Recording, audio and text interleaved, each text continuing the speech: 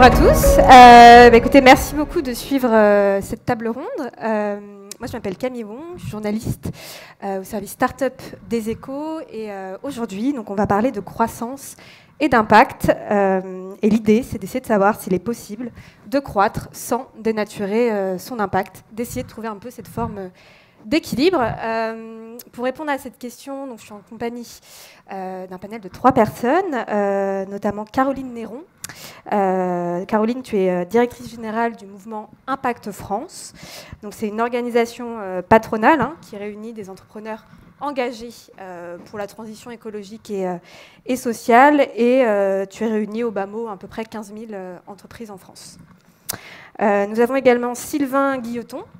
Donc Sylvain, tu es le Chief Rating Officer d'Ecovadis, donc l'une de nos rares licornes à impact en France. Pour rappel, rapidement, Ecovadis, c'est un spécialiste de la performance RSE.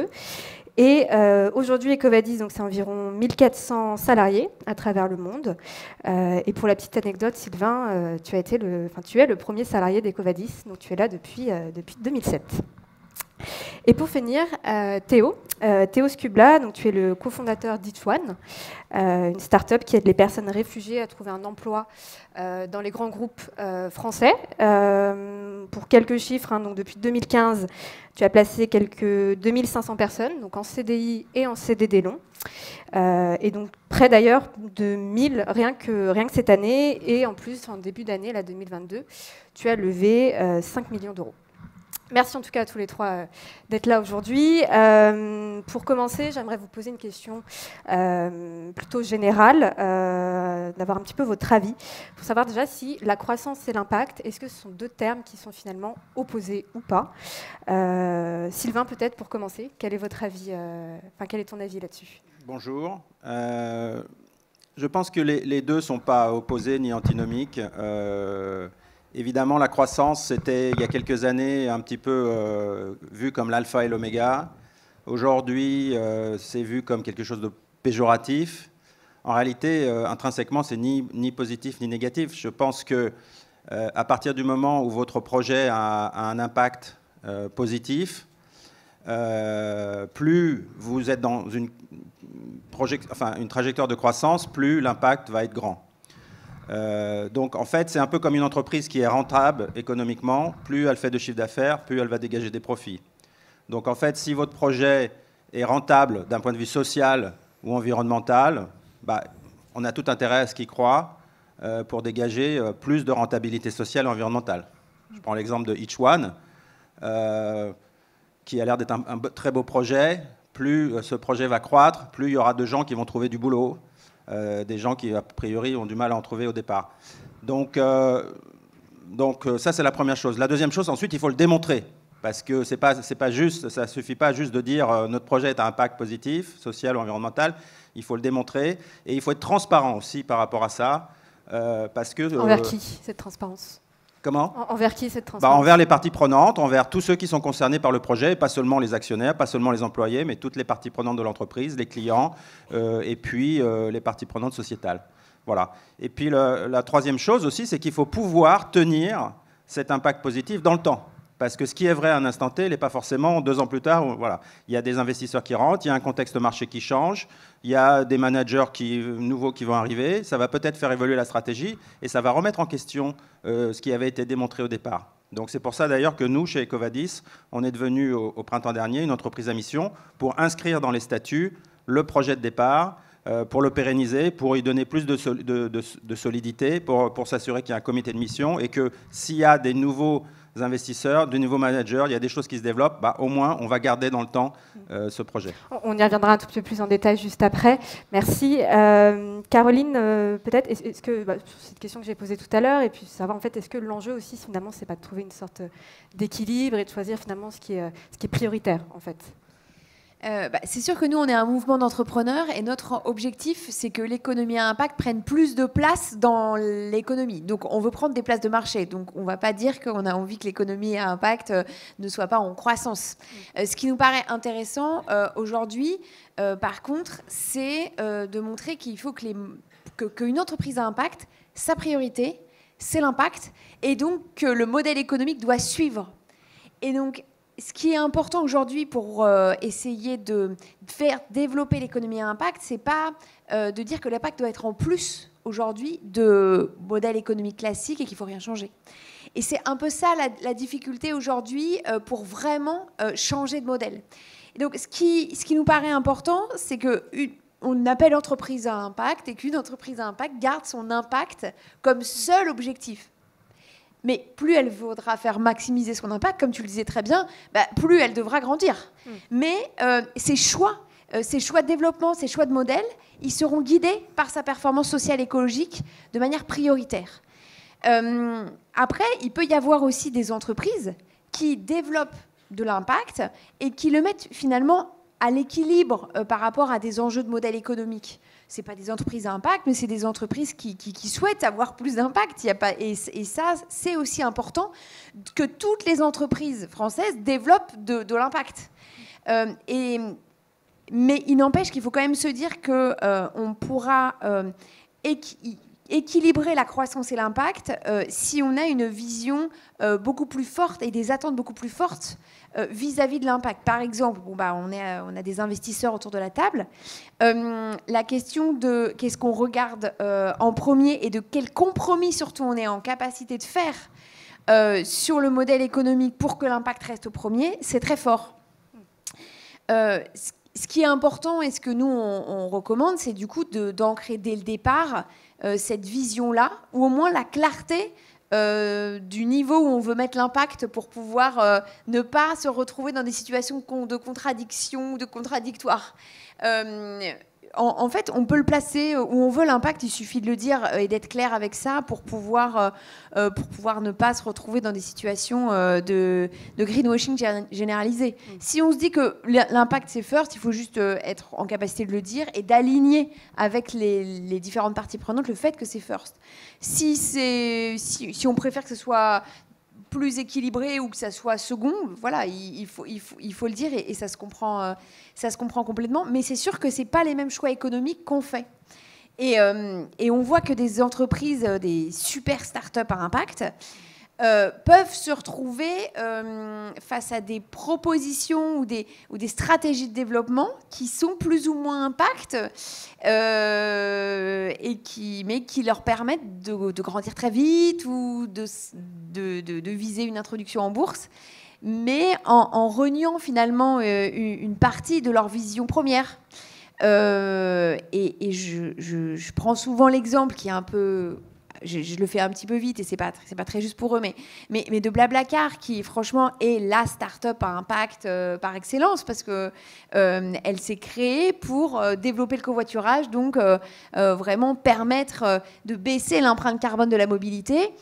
Et c'est vrai que je peux pas m'empêcher quand je vois tous les bus Blablacar partout aujourd'hui en France de me dire bon, est-ce que finalement ces choix-là de développement ils ont été faits en gardant en ayant une vision de l'impact en tête première.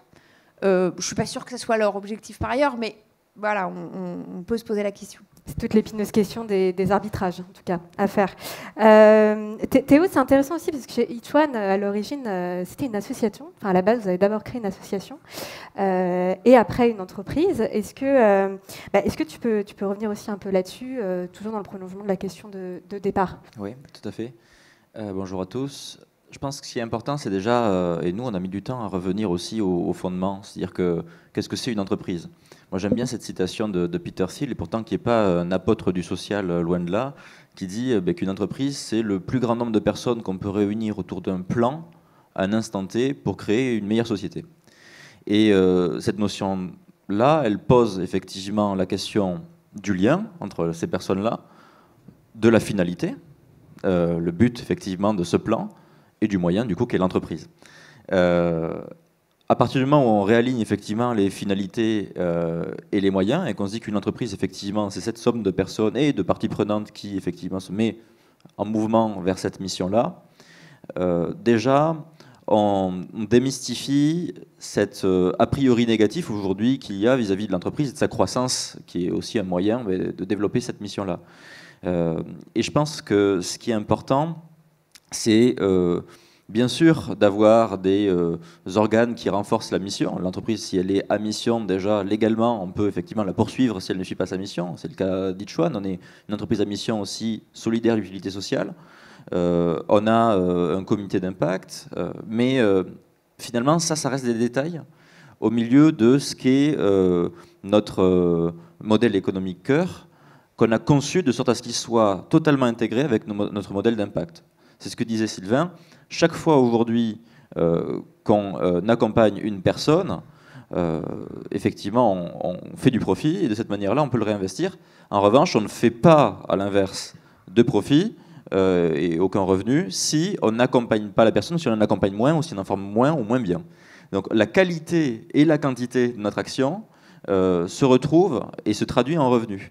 Et ça, c'est vraiment important dans la façon dont on l'a décrit.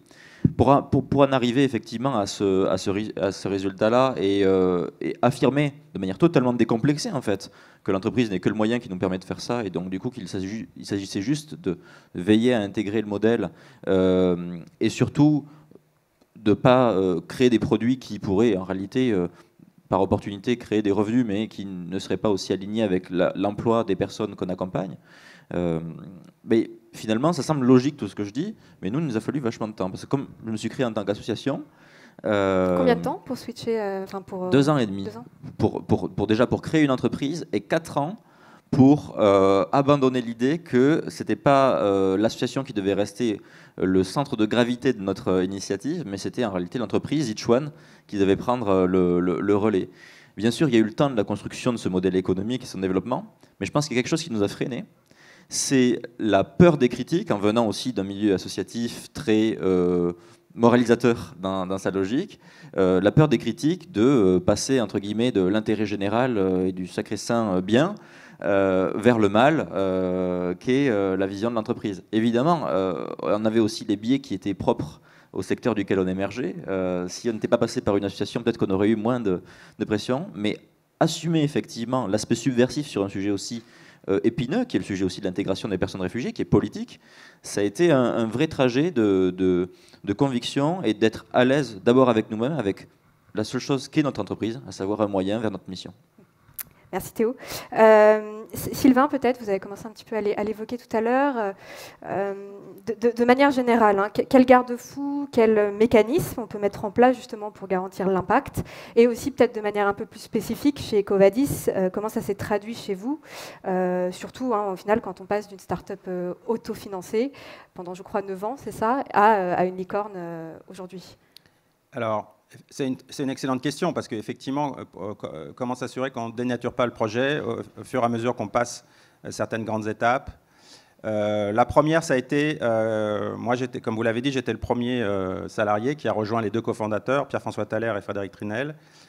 Et on était 3 managers au départ. Je dirais, quand on est jusqu'à 150 personnes, on n'avait pas d'inquiétude. Et ensuite, quand on dépasse 50 personnes par manager, on commence à plus savoir trop qui est qui. Et la première inquiétude, c'était de perdre la culture de départ qui était un élément de facteur de succès pour EcoVadis. Donc la première chose, je dirais, c'est s'interroger sur ce qui fait les valeurs de l'entreprise, qui forcément a un impact sur le projet, et puis formaliser et pérenniser ça. Voilà. Et aujourd'hui, on est 1400, 1500, et je pense qu'on a gardé cette culture de départ, mais ça ne veut pas dire que ça veut dire qu'il faut être attentif, parce que les choses peuvent changer en fonction des événements. La deuxième chose, c'est qu'on a mis en place un tableau de bord totalement adapté à notre projet. Souvent, quand il y a des investisseurs qui rentrent, le prisme de l'entreprise devient très, très axé sur l'actionnaire, l'investisseur et les résultats financiers. Là, on a un tableau de bord avec 4 piliers, l'investisseur, les clients, les employés et la planète. Voilà. Et toute décision stratégique est prise par rapport à ces 4 piliers qui ont le même poids. Voilà. Donc c'est plus difficile, mais au moins ça sécurise le projet. Et la troisième chose, il ne faut pas hésiter à aller à l'extérieur, chercher de la reconnaissance ou alors s'engager sur des initiatives externes. Nous, on s'est engagé sur le SBTI, les Science Based Targets. On s'est aperçu que c'était assez ambitieux. Et donc, en interne, ça provoque un certain nombre de challenges, mais c'est bien comme ça. On peut rejoindre, je ne sais pas, des réseaux comme Impact France pour voir comment font les autres. On peut aller voir des certifications type B Corp ou autres Voilà, il y a des mécanismes à l'externe qui permettent aussi d'aider l'entreprise à garder sa raison d'être en quelque sorte. Sur ces 4 piliers, c'est intéressant. Et comment peut-être quelques exemples, parce que j'imagine que vous devez quand même arbitrer aussi de temps en temps. Les 4 ne peuvent pas forcément être compris ensemble dans une décision, ou peut-être que si. Vous avez peut-être 1 ou 2 exemples d'arbitrage que vous avez fait en fonction des situations d'Ecovadis?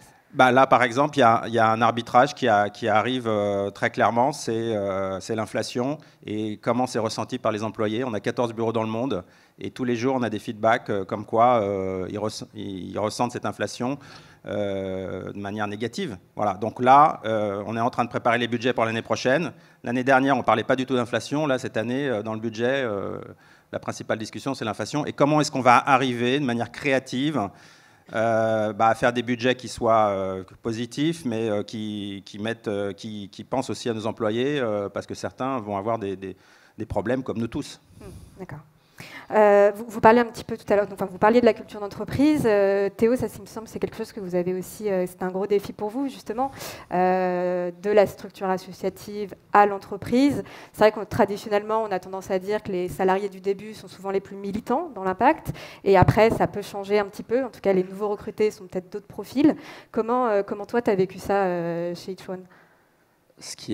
En tout cas, ce qu'on a appris, c'est que la culture, elle se révèle, en tout cas la culture de l'entreprise, seulement dans les moments de crise. et pour nous, le passage, effectivement, le choix finalement de mettre l'association au second plan et de faire de l'entreprise qu'on avait développée à côté le centre de notre action, ça a été effectivement extrêmement discuté en interne. Et bien qu'on proposait effectivement à l'ensemble des effectifs de continuer dans le projet, de transférer leur contrat dans l'entreprise, de se projeter, avec toujours cette mission renforcée, accompagner le plus de personnes possible en emploi sans déclassement, permettre aux grands groupes de recruter ces personnes qui les renforcent en tout point, mieux les accompagner, ces grands groupes, permettre aux personnes d'être pas juste formées, mais accompagnées jusqu'à l'emploi. Donc le but c'était de faire mieux, faire plus. Et ce qu'on avait dit depuis le début, on avait toujours dit que cela ne se faisait pas sans création de valeur et que la création de valeur était un moyen effectivement important pour pouvoir se donner les moyens de faire ce qu'on voulait faire. Et malgré ça, on s'est rendu compte à ce moment-là que malgré tout ce qu'on avait pu dire et tout ce en tout cas l'alignement qu'on pensait avoir vis-à-vis de cette vision et de cette culture du pragmatisme lié à ce chemin-là, une partie des personnes qu'on avait recrutées dans l'association, et elles s'en sont rendues compte aussi à ce moment-là, allaient privilégier beaucoup plus le fait d'être dans une association que le fait de croître pour avoir le plus d'impact possible. Parce que ce qui leur tenait, c'était avant tout d'être dans une structure qui était une association. Et là, ça a été effectivement difficile, parce qu'il fallait se rendre compte de manière collective que certaines personnes étaient bien alignées avec le projet, d'autres ne l'étaient pas, ce qui a créé un bon nombre de séparations au niveau de l'association, c'est-à-dire qu'il y a presque les 3/4 en fait, des équipes au niveau de l'association qui sont parties ou avec qui effectivement on s'est mis d'accord de se séparer.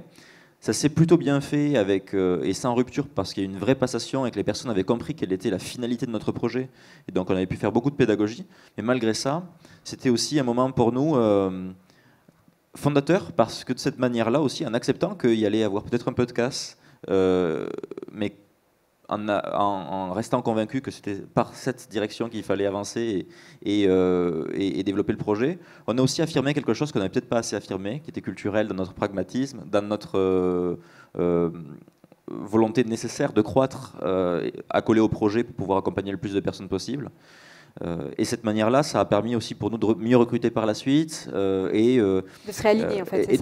Oui, de réaligner l'entreprise et de trancher sur ce qui était une ambiguïté qui peut-être ressortait pas encore assez, comme je le disais, parce que on était poussé aussi dans ce secteur très politisé qui est lié à la migration, à arrondir les angles quand on parlait de valeurs. Et bien on a choisi effectivement de reprendre des angles bien saillants, et ça n'a fait qu'en réalité bénéficier à l'ensemble de l'entreprise.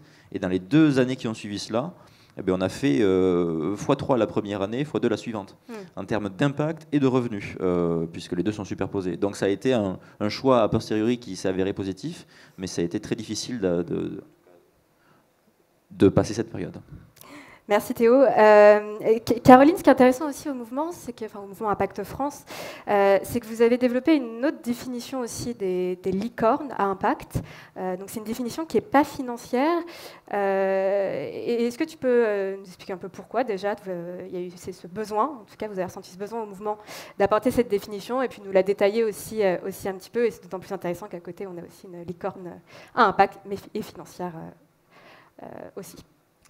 Oui, alors je rigole un peu parce qu'on en a beaucoup parlé avec Théo, on a beaucoup travaillé ensemble.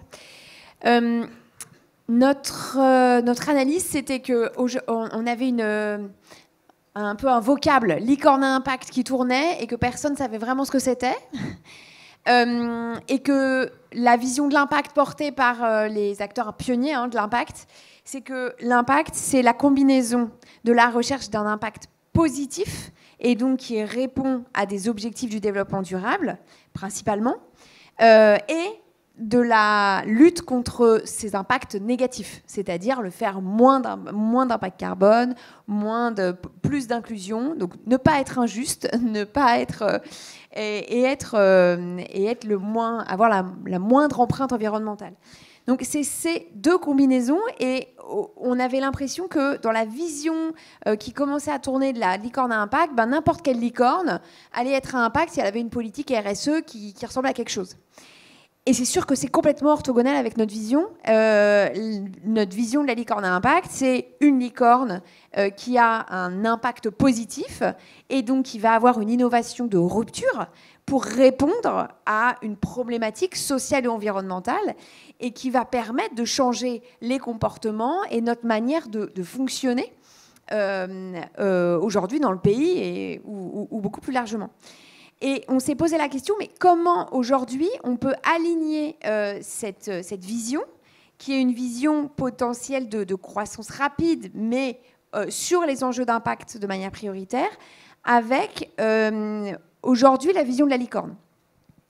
Et c'est pour ça qu'on s'est dit que ce qu'on pouvait conserver de la licorne et qui parle, c'est une entreprise de moins de 10 ans et une innovation de rupture, mais que plutôt de dire qu'il fallait qu'elle soit valorisée à 1 milliard et que c'était ça une licorne, on a commencé à travailler sur la manière de plutôt parler en valorisation de 1 milliard de coûts évités. Parce que c'est ça qui nous paraît clé quand on parle vraiment de l'impact. L'impact, c'est quand on arrive à résoudre des problématiques sociales et environnementales, au-delà de, évidemment, limiter ces impacts négatifs. Et voilà, c'est l'impact net, et normalement, ça va ensemble. Et donc, on a commencé à travailler cette vision, on a eu du pro bono du BCG, on a fait un premier document, et il y a une deuxième étude qui va aller plus loin avec des cas pratiques, et la manière aussi d'évaluer ces coûts évités par ODD qui va sortir au mois de décembre. Donc, je fais un petit teasing, mais ce qui nous paraît important, c'est que ça te permet de comprendre ce que c'est vraiment l'impact. Ça permet aussi d'avoir un horizon vraiment de réussite pour des startups à impact. Parce qu'aujourd'hui, les startups à impact, elles ne peuvent pas devenir des licornes à impact. Nos meilleures startups, celles qui croient le plus rapidement ces 5 dernières années, ne seront pas valorisées à 1 milliard d'euros. Et il y a même, je crois, un commun accord sur le fait que ça ne doit pas être un objectif. Et que l'objectif, ça ne doit pas être de grandir le plus vite possible et en visant l'hypercroissance la plus rapide. Et puis si au passage, on prend que les salariés les plus diplômés qui sortent de la même école, qui sont tous blancs, qui se ressemblent tous, malheureusement, on n'a pas pu avoir de femmes au COMEX, et puis que malheureusement, on prend beaucoup des jets privés. Bon, voilà, c'était un mal nécessaire. Et je pense que vraiment, notre vision de la licorne, on a envie de montrer qu'elle peut être à l'opposé, tout en ayant cette vision, on parle donc croissance et impact, cette vision de développement très rapide au service de l'impact. Merci à tous les trois. Très rapidement, parce qu'on n'a plus le temps, peut-être un petit mot de conclusion chacun, une petite tribune libre en 1 minute, parce que là, le temps est fini. Peut-être d'abord Sylvain. Alors, très rapidement, je dirais 2 mots, le début et la fin. Le début, un autre intervenant en a parlé. Je pense qu'il faut essayer d'intégrer l'impact et la mesure dès le départ, pas simplement une fois qu'on a assuré une certaine taille ou une certaine rentabilité financière, parce que sinon ça deviendra beaucoup trop compliqué. C'est vraiment dès le départ, et quand les gens disent c'est dans notre ADN, finalement, parfois c'est un peu exagéré, mais en réalité, derrière, il y a une vérité. C'est effectivement, si c'est dès le départ, ça sera beaucoup plus simple. Et la fin, c'est la transmission. Il faut que le projet puisse vivre indépendamment des fondateurs. Voilà.